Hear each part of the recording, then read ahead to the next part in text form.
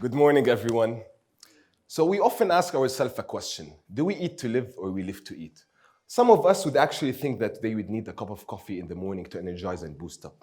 My name is Mohannad Awad, and I'm here today to give you a better insight about what's going on between food and our brains.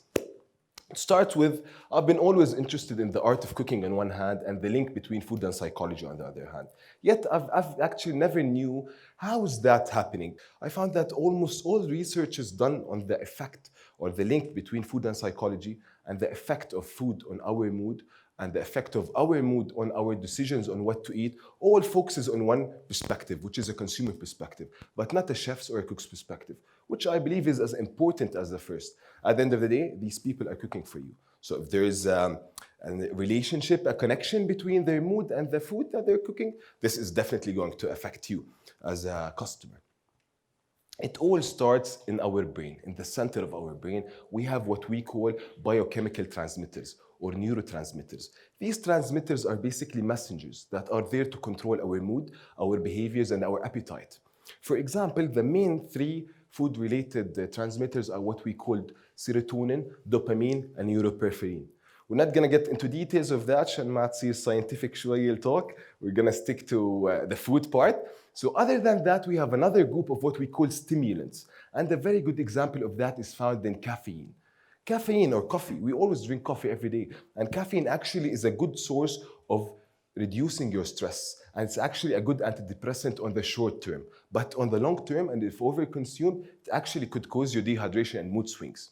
So apart of that, we have another group of what we call endorphins that are also influencers that affect us, that affect our brain. And a very good example of that is found in dark chocolate or in cacao. Cacao is known to comfort you, to ease you, to make you feel a bit relaxed. And that's why dark chocolate is a very important component in nearly all diet or healthy diet plans as an alternative for a dessert or a snack. So moving forward, a part of the brain, we have another main component, which is the thinking. The way we think about food is a very important factor. The way we perceive food, and that's why the way food is presented to us is very important. It's a very simple process that our body works at. It's a process similar to the telephone, where we have a sender and we have a receiver. And then between, we have a translation of responses. So in our case, the sender is being the images that we formed about the food that we intend to eat even before we start eating that food. And the receiver is our body. And as we said, between, we have a translation of responses, whether positive or negative. Let's take an example. If I'm going to have, or if anyone of you going to have a burger, if you go having a burger with a guilt-free, a happy mind, what's going to happen is basically you're going to form a positive picture in your brain, and that will translate into a response within your body that will end up in fully metabolizing and fully digesting that burger. While on the contrary, if you go with a guilty mindset, what's going to happen is basically you're going to form a negative image of that burger, and what's going to happen is that your body will respond to that by increasing the level of insulin and cortisol in the body, and hence you will end up restoring more fat out of that burger. So whenever you want to have a burger, just go with a guilt-free mindset. Another very good example would be having a healthy place and a junk place or a junk restaurant in front of a gym. If you think of it, both are of a very great business models. The difference is we will have a group of people who would appreciate having a healthy place as part of their lifestyle, and they will end up going there often. And on the other hand, we'll also have people who would also appreciate a junk place as a place of a reward after an intense workout. So they will both end up working perfectly and very well. So it's a matter of thinking. It really goes back to the way we think, the way we perceive food, and the images that we form before we intend to eat. But now a lot of you would actually ask, but what is it about food that is actually affecting us? It all goes back to one thing. It's the taste and the taste buds. We have 5 main tastes and taste buds. We have the sweet, we have the sour, we have the salty, we have the bitter, and we have the fifth, which what we call the umami flavor or the fusion flavor, which is basically a mix of different flavors in one component. So the more of flavors we can get, the better of an umami flavor we could reach. And nowadays, the umami flavor or the fusion flavors are becoming a trend in modern culinary cuisines, and that's because of their ability to enhance your food experience even before it starts, or actually after it starts, by providing you with the set of variety of different flavors all in one component. But also the taste and the taste buds is all our taste and taste buds are also affected and influenced by many factors. For example, we have preferences. The flavors that I like is different than the flavors that you like, is different than the flavors that anyone else likes. We have expectations. How is the food in relation to the image that I have formed before in hand? We also have color. So before color, we're gonna come to this right now, but before color we have service. Bad service can easily, when you're experienced, by distracting you, by distracting your taste buds. We have context. Who am I with and where I am? This is definitely of a big influence to you. The interior decor of the place, the atmosphere of the place, it could either comfort you or stress you out. We also have sound. The more the sound of a crunch to a chips, the more you would perceive that as fresh. And that's why if we look at marketing ads focusing on food, they all focus at the sound part because it actually triggers your taste buds into tasting better. We also have hunger. In times of hunger, you produce more saliva in your mouth, so you'll end up eating faster and less tasting complex flavors. We also have colors. Colors are highly linked to food. We tend to perceive green color as fresh, as citrus flavors, and red as in being sweet. Once Heinz Ketchup introduced the colored bottle campaign, they actually failed big time. And you know why? Because when people asked about their opinion, they said that the actual taste was different than the perceived one in their mind in comparison to the colors that they had or they've seen. At the end, they were all the same exact taste, but the colors were different. And that was the confusion that happened to the customers. We also have emotions. In times of stress, our ability to taste sweet flavors decreases. And that's why whenever you're stressed, you go on hunt for sweet flavors more and more. And you end up eating more because you want more of that taste or that flavor to be able to get the same taste that you used to have before. We also have age. As we age with time, our ability to taste also decreases. And sometimes we would need up to 9 times more of the same exact flavor to get the same taste we used to get before.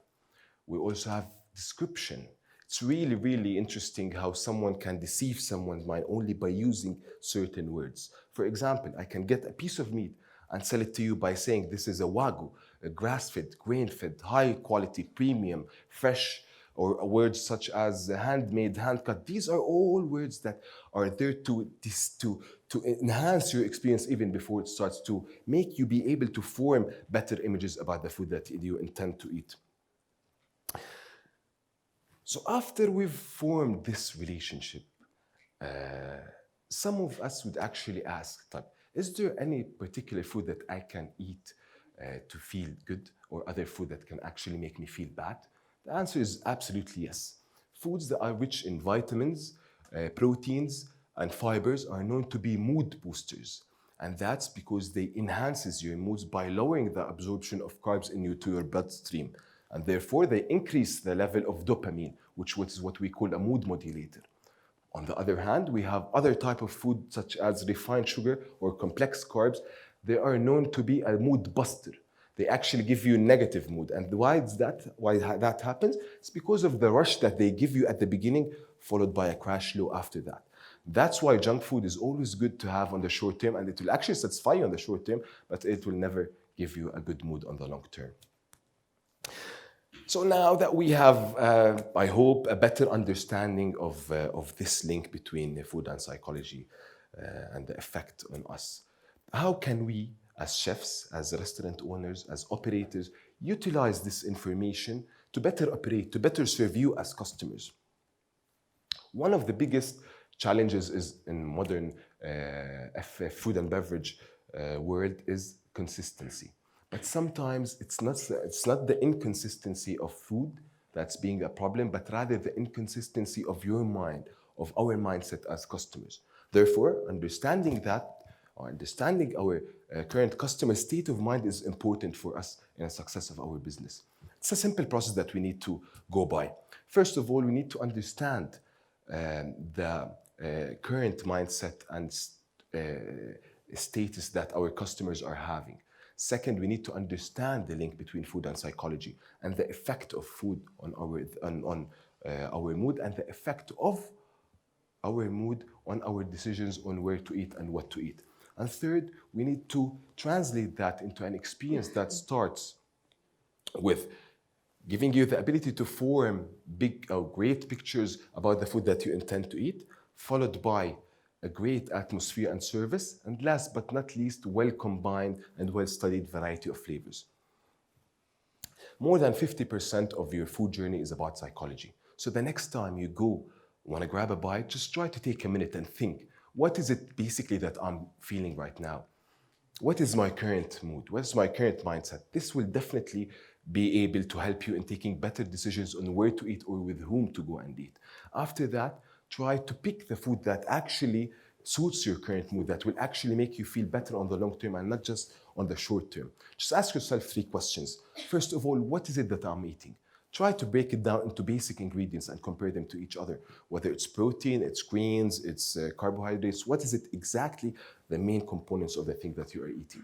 Second, why am I eating? Just ask yourself, is it that I'm bored? Is it that I'm hungry? Is it that I'm lonely? I'm sad? What is it basically that's making you eat? And that will also help you in understanding yourself and picking the flavors that you should be eating. After that, ask yourself, how will I be feeling afterwards? And by that, we don't mean by physically only, but emotionally as well. Like, is it going to be a good mood booster on the long term, or is it going to be a temporary mood, a temporary short period of time, and it's going to bust my mood after that? Try to understand that, try to think of that. But at the end of the day, wherever you go and wherever you have and whenever you go, just make sure to always go with a happy mind and positive thought. Thank you so much.